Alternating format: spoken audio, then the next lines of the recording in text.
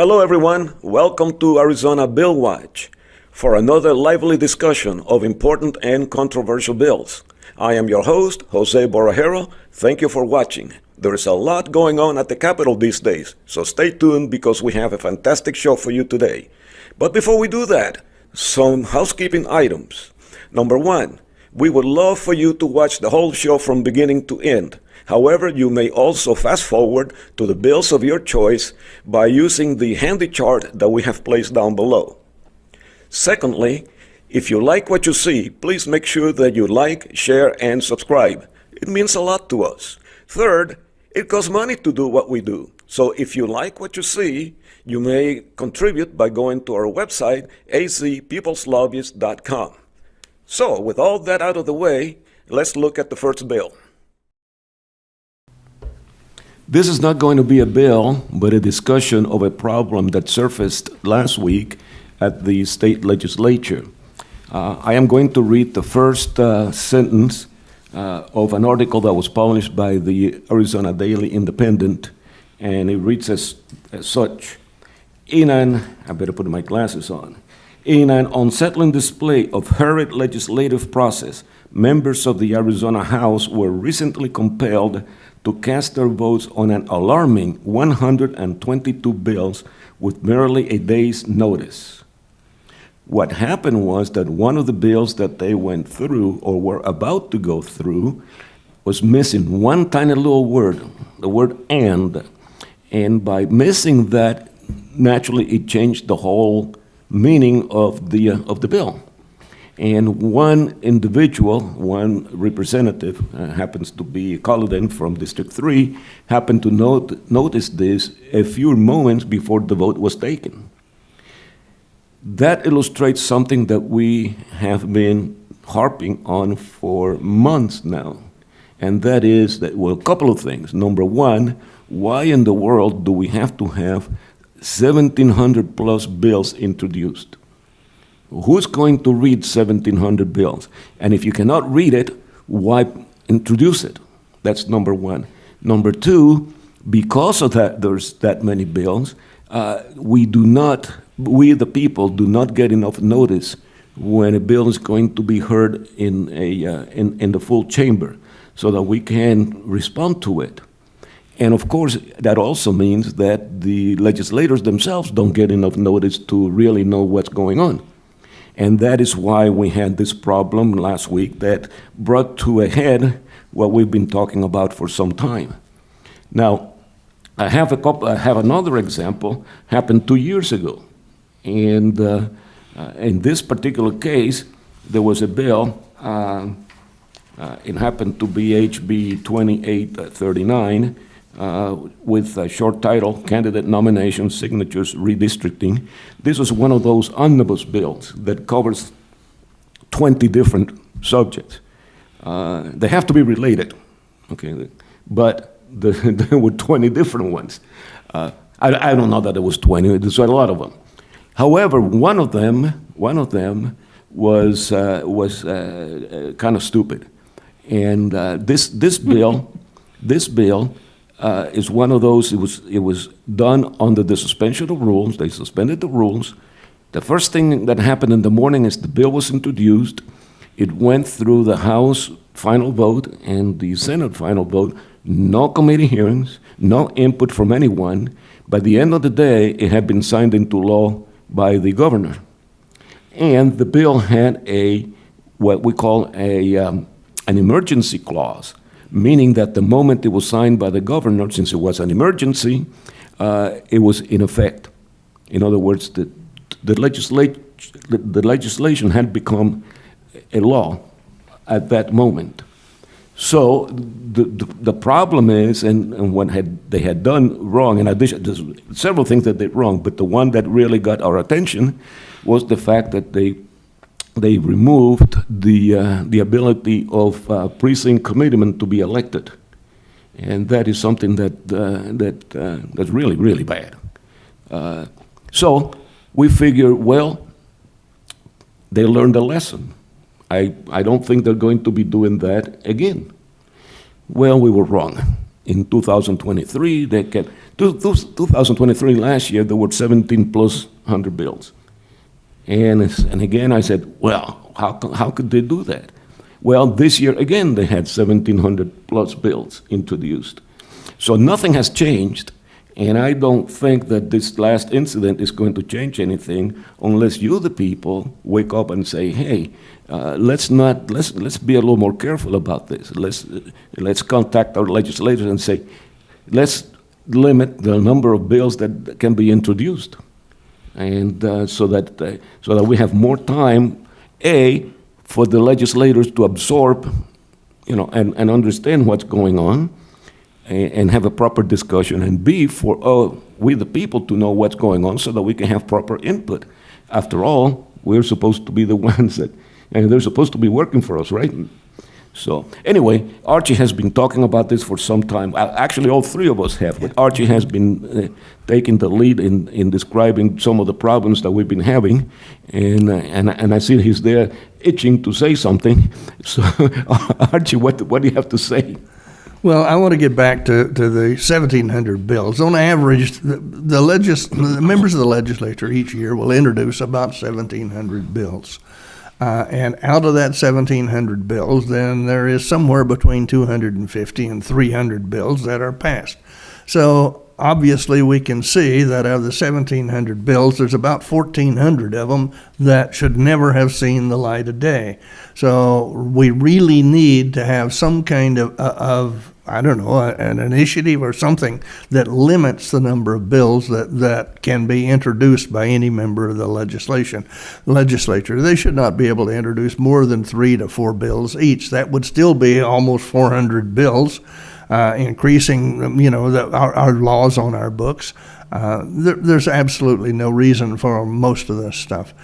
And another thing that I recently discovered, years ago, I made a trip down to the legislature to meet with a member of my precinct that we elected. And a question came up about the bill that we were discussing as to whether or not it violated the law. Well, the member of the legislature said, well, he would call up legal counsel and we would discuss it. And so legal counsel appeared and we were discussing this, and I was assured by the member of legal counsel that yes, this was a valid legal provision in the enactment. Then earlier this year, I got started to wondering about legal counsel, and I discovered that the state legislature does not have a legal body that represents them and advises them as to whether or not a bill that's been introduced is or is not in conflict with the law, whether it's illegal. That was news to me also. I thought that there was a bunch of lawyers there that went over this and looked at it from the legal point of view. It turns out that most of them, if not all of them, are not lawyers. They're not. No, they're not. So they don't... The other thing is, of course, that I also discovered is that the majority of these bills are drafted by secretaries sitting in the basement. So, I come down as a member of the legislature and I say, hey, secretary, I want you to draft me up a bill telling me that I can swim the Colorado River. Okay, so they set out and a secretary drafts the bill and it comes back to me and I don't even bother reading it. I just assume that they've done what I said I wanted them to do. So we need to make some major changes in how our legislators work. We need legal counsel. We need an attorney who is hired by the state legislature to look at the bills and make sure that they do not conflict with laws. There are so many of these bills that are in conflict with existing state law or are in conflict with federal laws. And of course, if you know the hierarchy of the laws, then the state laws are way, way down on the bottom. They're number 5 in priorities. And some of the bills contradict each in the bill. They do. They do. Yeah, you have conflicting. We had one, I think it was last year, that in one paragraph it said you could do this, and then Right. the second paragraph says, no, you can't. can't. That's And right. nobody read it. And I mean, the bill was in exact conflict. I mean, 100% conflict with itself. And nobody read the bill and discovered that. This has got to stop. It's just got to stop. We got too many bills that don't make any sense at all.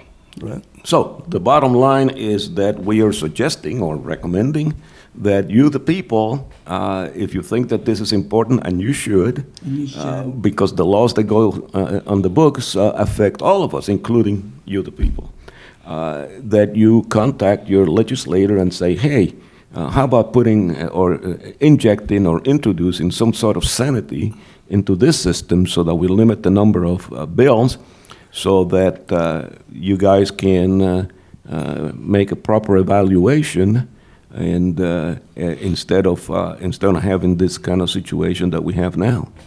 So Yes, I agree. House Bill HB 2404.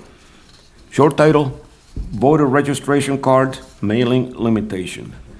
This bill is going to be heard in the Senate Elections Committee on the 4th, which will be Monday, introduced by Representative Gillette. And it simply specifies that the county recorder is prohibited from issuing voter registration cards to individuals whose mailing address is outside of Arizona. Now, this is aimed at putting some kind of restriction on the practice of people being in another state and able to vote in Arizona. Once you're issued a card, a voting card, naturally you're eligible to vote, even though you would not be qualified otherwise. So I think it's a good bill. It doesn't go far enough, but I think it's a step in the right direction. But Archie, what do you have to say about that? Well, I mean, I think, the concept is good, but I don't think it goes very far. It's going to be kind of a waste of time, in my humble opinion, because it's in violation or in conflict, certainly, with federal election commission laws, rules, because you do not have to be a U.S. citizen in order to vote in the state of Arizona. You do not even have to be a resident of the state of Arizona under the 17th Amendment to the U.S. Constitution. All you have to be is a people, all right? So I can be a resident of New Mexico, I can be a resident of California, I can step across the border into Arizona 29 days prior to our primary or our general election. I can register to vote, and I can vote in the election. Now understand, if you read the certain codes, that in order to register to vote, you do not have to have a street address. All you have to have, it can be a heat vent in downtown Phoenix. It can be a bus bench. All it has to be is that you have a place where basically you sleep at night. That's all that's required by our code. So maybe this is a step in the right direction, but again, we need somebody who's going to be proofreading these things and making sure they don't conflict with federal laws, that they actually accomplish what it is they wanted to accomplish. In this case, I don't think it would conflict with the federal law because that has been settled by having a two-tier voter role. In other words, where the federal law rules is you have, like for the president, then you don't have to be a U.S. citizen. However, under Arizona law, to vote in the local elections and state elections, you do have to be a U.S. citizen, or at least you have to show that when you register. And that's why we have the two tiers. And so this, I would assume, it applies to state elections. It would not apply to federal, obviously. Yes, but who establishes the residence? Well, yeah, Well, again, let me give you an example. If I go on Interstate 10 over to California, when I get to the Colorado River, on the east side is Ehrenberg. On the west side is Blythe. So I can live in Blythe, walk across the middle of the river to Ehrenberg, and I can register and have a post office box in Ehrenberg, but I'm living in Blythe. And under those circumstances, the recorder for, I think that's, what is that? That's Pinell County. The county recorder can send me a notification and a registration card at Ehrenberg, and I can walk across the border and pick it up, and I can walk across the border and vote. And I'm a resident of California. So, we have some real problems with our election laws that need to be corrected. the bottom line here is that, if I understand this correctly, we think that it's a good step in the right direction. It just simply doesn't go far enough. Correct. That's And, correct, yes. And on the basis of that, we give it a yes. Yes. Mm-hmm.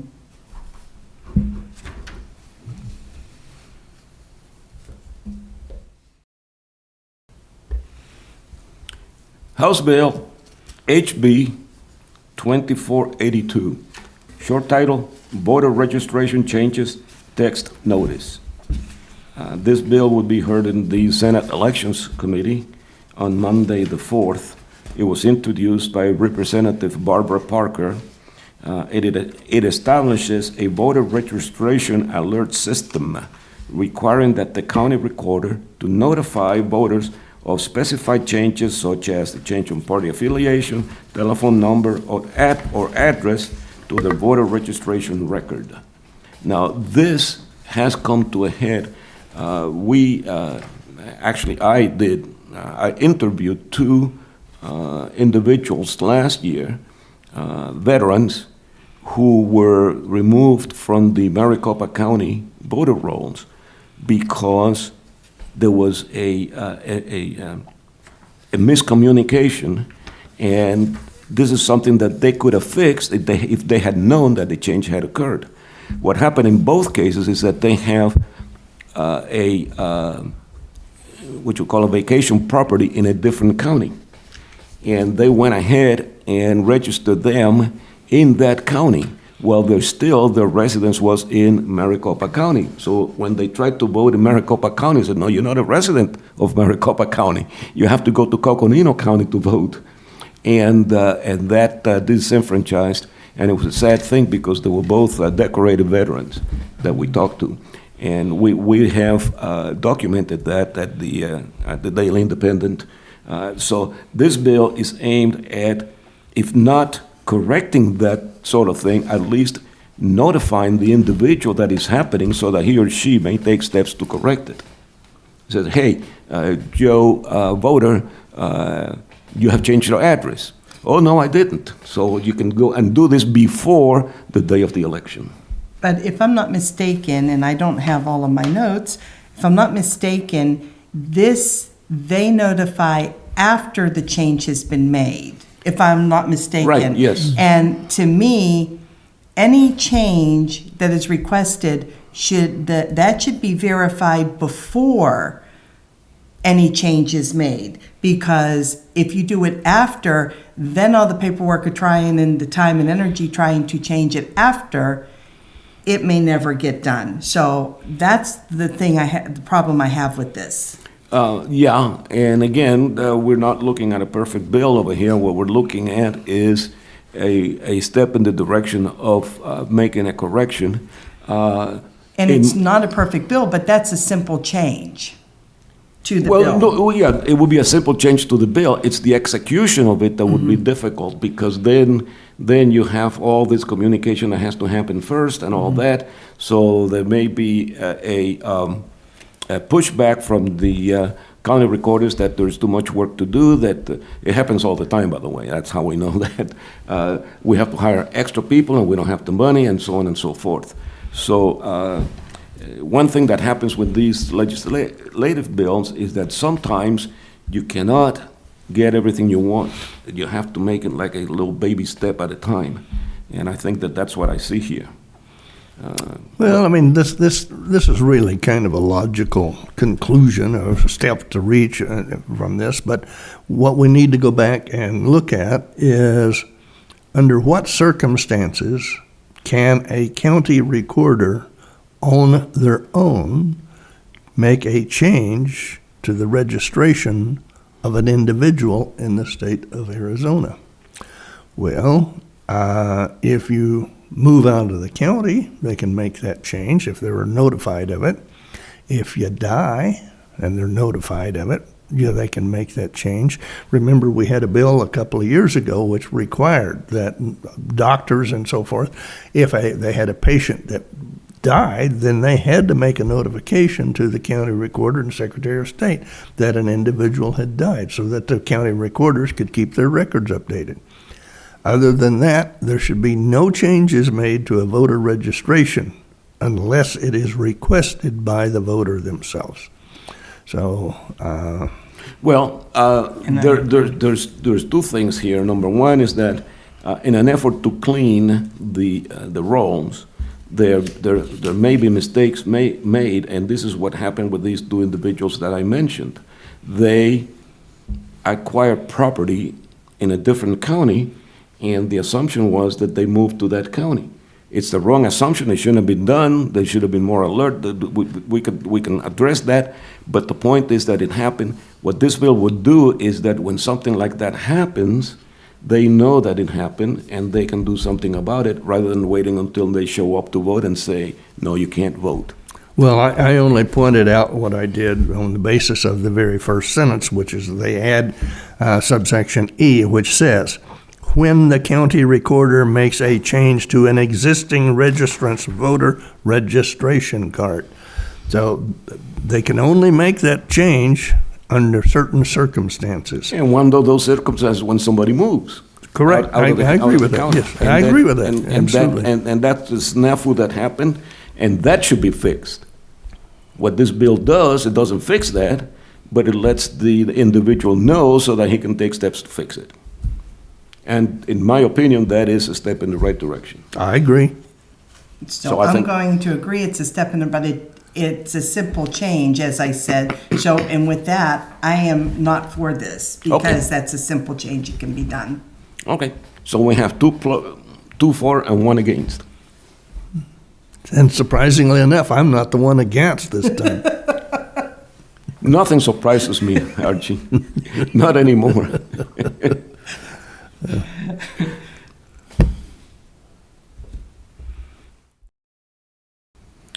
House Bill HB 2590. Short title, Voter Registration Database Updates Counties. This bill will be heard in the Senate Elections Committee on Monday the 4th, introduced by Representative Dunn. It requires all Arizona counties to participate in the statewide voter registration database. There should be, this is a good bill, by the way, in my opinion, because there should be a uniformity in the way that we register voters and the way that we keep a database.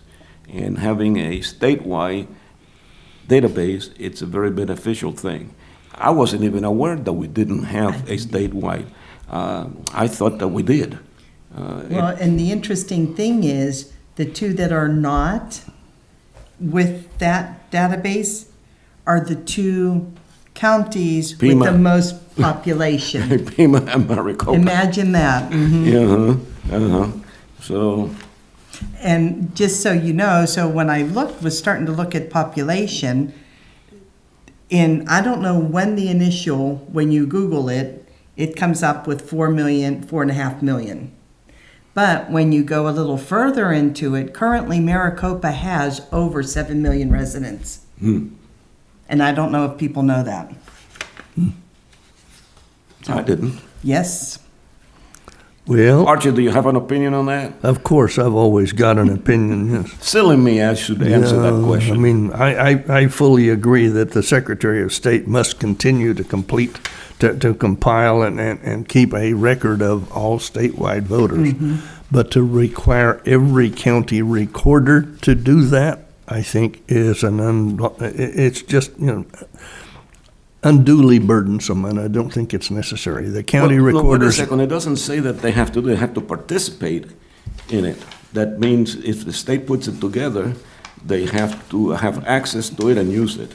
No, but I'm reading this as saying that they must keep it also in their records. Well, how would you know, how would you know who to have on the rolls and the database if the information is not supplied by the county? They must be compiling that data already. Well, the county has to give to the state the voters in their county. But Right. I don't know why Maricopa County would have to give the state, the Secretary of State, a voter count for Cochise County. I don't- Why would we have to maintain, why would the Maricopa County Recorder have to maintain a voter database of the voters in Cochise County? I just. But that's not what the bill says, and if I understand it correctly, Well- they only do their own and participate in the statewide. Well, That does okay, but not mean- what does participate mean?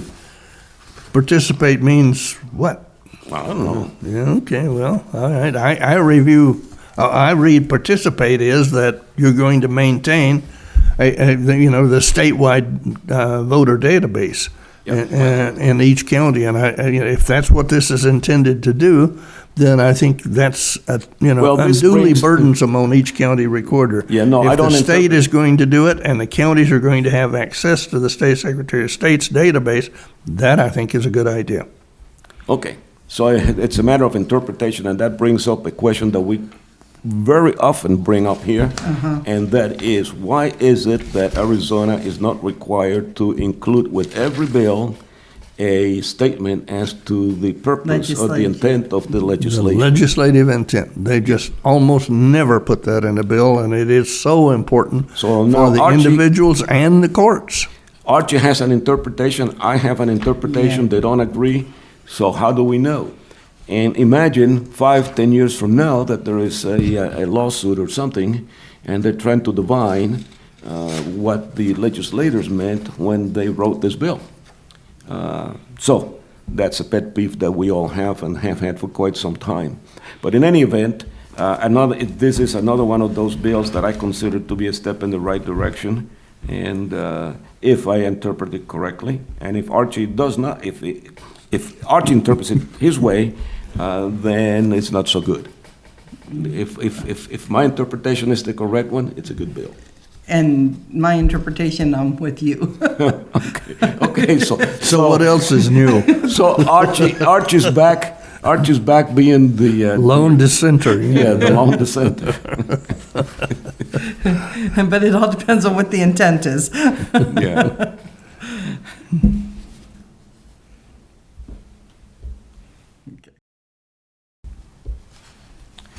House Bill HB 2703. Short title, Supervisors Legislative Vacancy Appointment. This bill will be heard in the Senate Elections Committee on Monday, the 4th. It was introduced by Representative Collodin, and it places a deadline of 14 days for the Board of Supervisors to come up with an appointment after the 3 names have been submitted. We have to explain a little bit because not everybody in the audience knows exactly what this 3 names submitted means. And what it is that on the current law, when there is a vacancy in the legislature, then the precinct committeeman of the district in which, for that legislator, they have an election of their ranks, and they come up with 3 names of individuals to submit to the county. And then the county, from that list of 3, picks one to nominate or to Appoint. right. So the problem that we've been having, and we saw this a mere weeks ago, a couple of weeks ago, is that there's no law that says that they have to do this within a certain period of time. And we went something like 2 months without them approving one legislator. So the district was without that voice for quite some time. So this is what I consider to be a housekeeping type of bill, although it's a very important housekeeping item, because now we don't want the Board of Supervisors to sit on a nomination for more than 14 days. In fact, you can't. As a matter of fact, there's a clause in there, if I remember correctly, where if they don't, if the Board of Supervisors doesn't do it, then the party for for which the vacancy was can go ahead and make that nomination. So anyway, I think it's a good bill. Archie, what's your Oh, I objection? fully agree. Yeah. Yeah, I think, we've had situations in the past in which a vacancy occurs, whether it's because they move or because they die or whatever reason. And then if the legislature's in session, then we only have 5 days to designate those 3 people, but there's no limitation on how long the Board of Supervisors can take in order to name, to select one of those 3 people to fill out the term of the person who has either expired or moved or whatever. So, yeah, no, it's good. It's a The good Board of bill. Supervisors need to act on this. It's a good housekeeping bill.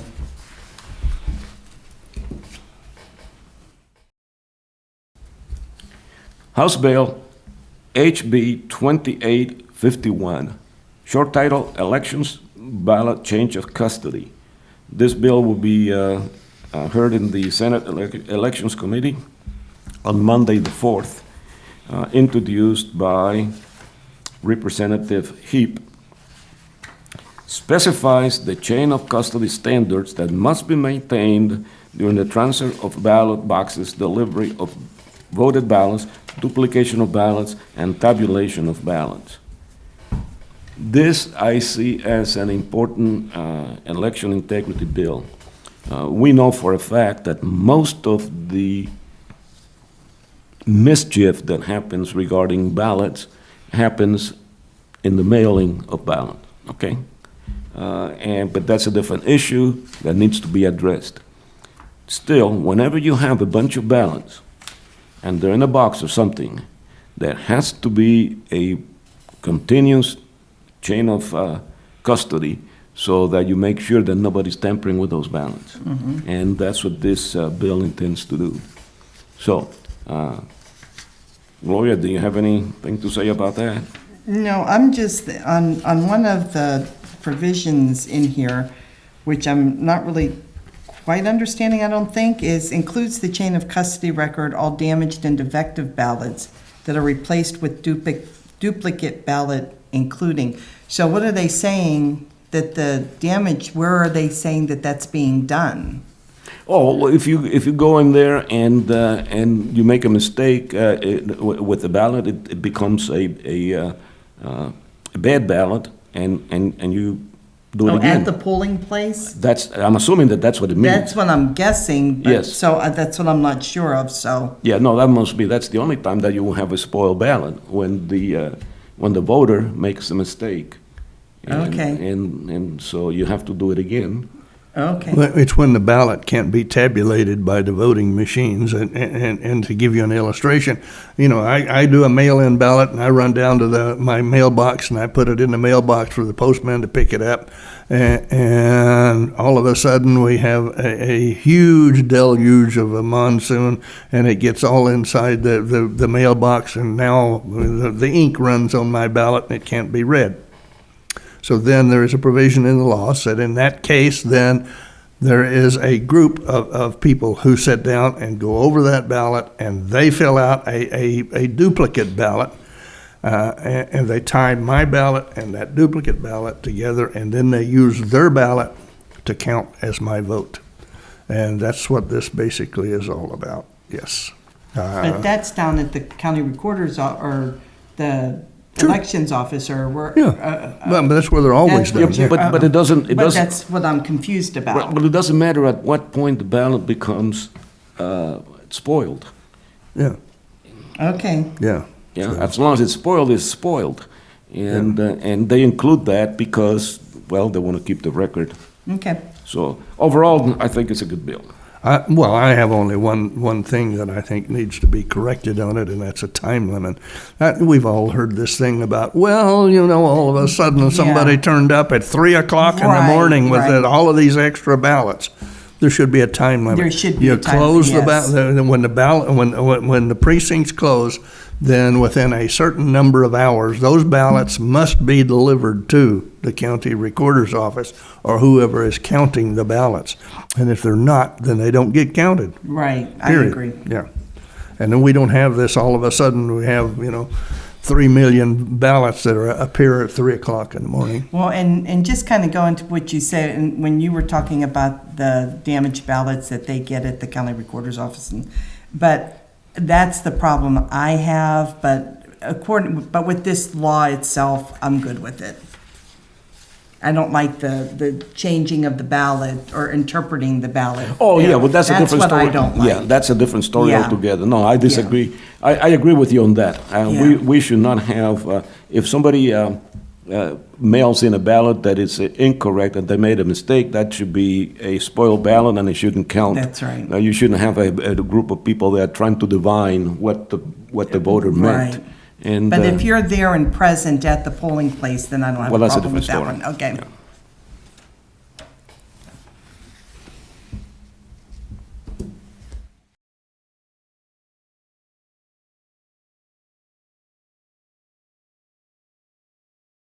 House Bill HB 2852. Short title, Voter Registration Organizations Prohibition. This bill would be heard in the Senate Elections Committee on Monday the 4th, introduced by Representative Heap. And what it does is that it specifies that Arizona and its political subdivisions may not be a member or enter into an agreement with any multi-state voter registration or voter registration list maintenance organization. This is aimed directly at ERIC, E-R-I-C, which stands for Electronic Registration Information Center, which is a countrywide, a nationwide database. And what this bill would do is that it would get us out of ERIC. Now, I have heard over time that there's a lot of problems, with ERIC, okay? And a lot of people are not happy with it. But I am not sure that it's wise to get out of it unless we have something else to replace it. And apparently we don't, at least not in the content of this bill. So I am not sure about this one. Maybe it's Right. good, maybe it's not good. I don't know. How about you, Gloria? What do you think? I'm with you. Yeah. I don't know how I feel about this bill. Because Yeah. I haven't really weighed the pros and cons, but there are pros and cons. I don't know how. It depends on how bad the problems are, and I could not tell you, because I don't remember from previous discussions. I've discussed this with individuals, but a lot of them are not reliable. So I don't know for sure. So. Well, I'm not sure what the problem is that they have with the Electronic Voter Registration Information Center, or ERIC. So there must be some problem that somebody has with it, but the problem that I have with this bill is that they are going to substitute ERIC for a contracted third party. Who's the that's right. I did contracted read third that. party? Right, and I agree what's with you the on difference? that. What's the difference between ERIC Right. and a contracted third party? And again, there's no legislative intent, so we don't have the faintest idea what it is that they're attempting to accomplish by this bill. And since I can't understand what they're attempting to accomplish, I'm against it. Okay, and I agree with you on that. So I'm against it. How about that? Yee. So we're 2 against and one that's not sure. Yes.